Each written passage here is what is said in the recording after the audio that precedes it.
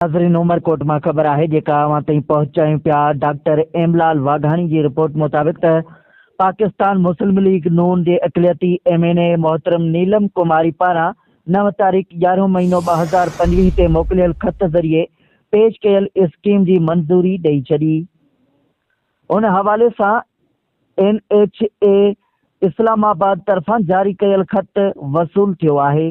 तफ़सील मूजिब टिन तलवार का उमरकोट ताईं बरुखी डबल कैरेज वी रोड की तामीर लाए दरख्वास्त बजरियो मोटो मालही पोंट खारो बाईपास ऐं उमरकोट शहर का जागीर मोड़ ताईं मोहतरमा अव्हां जे ख़त बग़ैर नंबर तारीख़ 9 तारीख़ 11 महीनो 2025 के हवाले से अर्ज है त टिन तलवार का मोटो मालही पोंट खारो बाईपास ऐं उमरकोट शहर का जागीर मोड़ ताईं बरुखी रोड की तामीर बाबत अव्हां जी दरख्वास्त जो जायज़ो वरतो वियो है। अव्हां जे तक जी नुमाइंदगी के नज़र में रखंदे अव्हां के आगाह कयो वञे थो त सालियाने मेंटेनेंस प्लान AMP हिन वक्त नेशनल हाईवे अथॉरिटी में तैयार हेठ है।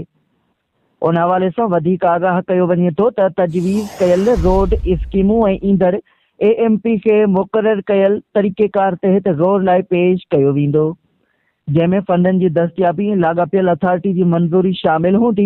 ईंदड़ MP के जुलाई 2026 का लागू करण जो मंसूबो है ऐं तरजीही स्कीमूं शामिल करण लाइ संजीदा कोशिशूं कयूं पियूं वञनि, छाकाणि त NHA क़ौमी शाहराहनि जे नेटवर्क की तरक्की के इंतहाई अहमियत ॾिए थी। उन सिलसिले में अव्हां जे तामुन की ख्वाहिशमंद है।